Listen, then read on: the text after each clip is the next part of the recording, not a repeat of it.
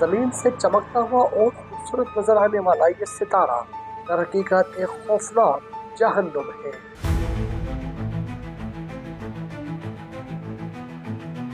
اگر ہمیں فلکیات میں زمین کا جڑواں سیارہ ڈھونڈنا ہو تو یہ ایگزیکٹلی وہی سیارہ ہے۔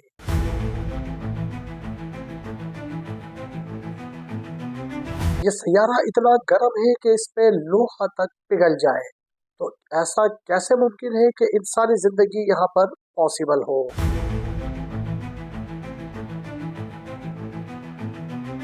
بادل بارش نہیں برساتے بلکہ سلفیورک ایسڈ کی تیزاب آلود آگ برساتے ہیں۔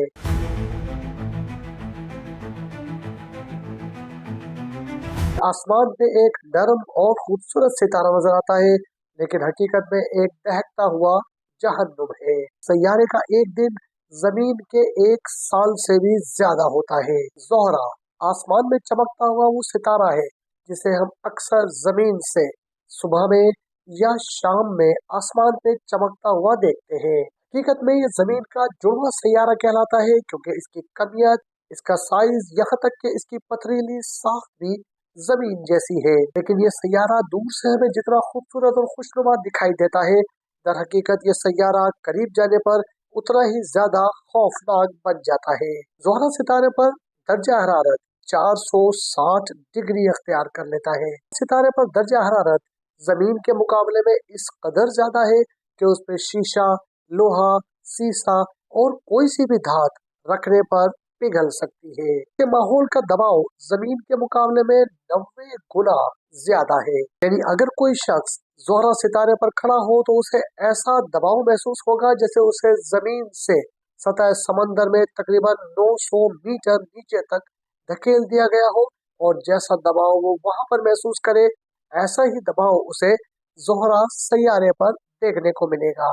زہرہ سیارے کے بادل بھی عام بادل نہیں بلکہ سلفیورک ایسڈ کی آگ برساتے ہوئے بادل ہیں۔ یہ وہ زہریلے بادل ہیں جو اگر بارش کی صورت میں برس جائے تو لوہے اور سیسے کو بھی کاٹ ڈالے۔ یہاں پر آسمان بھی نیلا نہیں بلکہ پیلا، ہرا یا زہریلے گیسز سے بھرا ہوتا ہے۔ حیرت انگیز بات یہ ہے کہ زہرہ سیارے کی گردش اس قدر سست ہے کہ زمین کے 243 دنوں کے برابر وہاں کی ایک گردش ہے، یعنی وہاں کا ایک دن زمین کے 243 دنوں کے برابر ہے۔ زہرہ کا ہر دن زمین کے تقریباً سال کے برابر پہنچ جاتا ہے۔ اس سے بھی مزید حیرت کی بات یہ ہے کہ یہ سیارہ گھومنے کے لحاظ سے الٹی سمت میں گھومتا ہے، جس کی وجہ سے سورج اس سیارے پر مغرب میں طلوع ہوتا ہے اور مشرق میں غروب ہوتا ہے۔ سب خصوصیات مل کر زہرہ سیارے کو کائنات کی سب سے پراسرار سیارہ بنا دیتے ہیں۔ ایک ایسا سیارہ ہے